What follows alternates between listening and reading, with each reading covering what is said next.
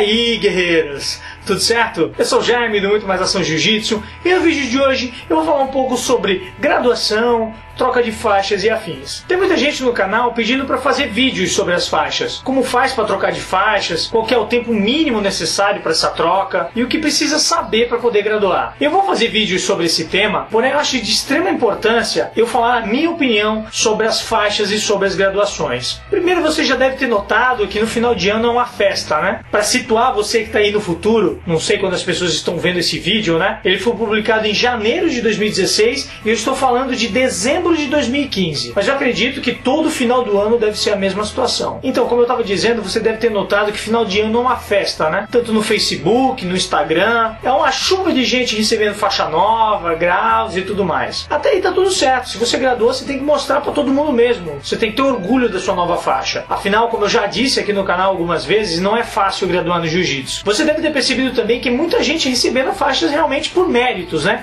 Aquela pessoa que você olha e diz assim: nossa, esse cara mereceu essa faixa. Até que enfim, estava mais do que na hora. Porém, infelizmente, sempre tem aquele que você olha e diz o seguinte: nossa, esse aí trocando de faixa? Eu não acredito. Pois é praticamente impossível existir um órgão regulamentador que consiga fazer um teste individual com cada pessoa que esteja prestes a trocar de faixa. Por esse motivo, o filtro e o critério para a graduação é do próprio professor de cada aluno. Com isso, invariavelmente, teremos critérios diferentes entre cada equipe, cada academia e, sobretudo, cada professor. Embora exista uma entidade que determine quais são as faixas e qual é o tempo mínimo de permanência em cada uma delas, a fiscalização só existe para aqueles que são filiados a essa entidade. E como a grande maioria dos praticantes de jiu-jitsu não são competidores oficiais, a grande maioria não está afiliada e, consequentemente, não está sendo fiscalizada. Mas isso vamos deixar para lá, é um assunto para outro vídeo. Mas o recado principal que eu gostaria de deixar com esse vídeo é principalmente para aqueles que são mais agoniados para trocar de faixa.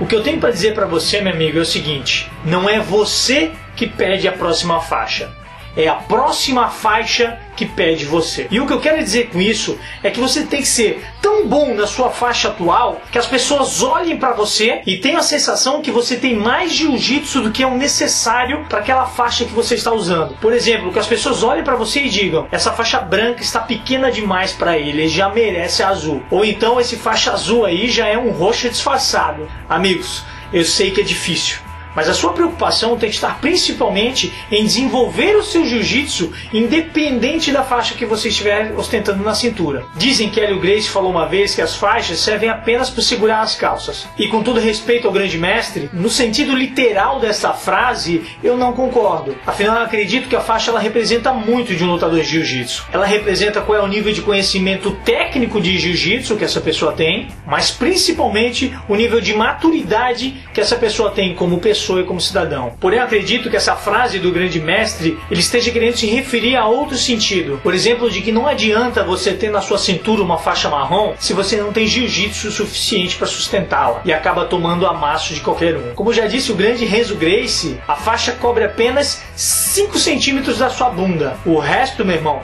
é você que tem que defender. E eu lembro a todos que faixa não é apenas conhecimento técnico. Fatores como respeito, humildade, sabedoria, eles são pré-requisitos básicos para todo aquele que deseja trocar de faixa. E para ilustrar essa parte, eu vou contar uma história que um amigo meu, um grande amigo meu chamado Frederico Soares, faixa marrom da Atos, ele me contou. Existia um faixa roxa que era o terror da academia. Tinha o jiu-jitsu apuradíssimo e pegava todo mundo que vinha pela frente, marrom, preta. Quem vinha pela frente ele finalizava. Realmente era um talento da arte suave. Porém, era daquele aluno que chegava tarde, perdia o aquecimento, conversava enquanto o professor estava passando uma técnica. Na hora das repetições fazia uma técnica diferente daquela que foi ensinada e quase todo dia perguntava para o professor quando iria receber sua faixa marrom. E o professor, sempre paciente, respondia: calma, meu amigo, ainda não, faltam alguns detalhes que a gente precisa ajustar. Foi quando esse aluno não aguentou mais esperar e, disposto a mostrar para o professor que estava pronto para a faixa marrom, foi lutar a etapa final do campeonato que estava acontecendo naquele final de semana. Como era de se esperar, o faixa roxa finalizou todos no seu peso e de quebra ainda ganhou o absoluto. Foi quando, ainda no pódio, com as 2 medalhas de ouro no peito, enquanto seu professor estava chegando para cumprimentá-lo, ele olhou o professor, abriu os braços e perguntou: e agora? O que está faltando para receber minha faixa marrom? E o professor respondeu: agora quase nada, só falta humildade.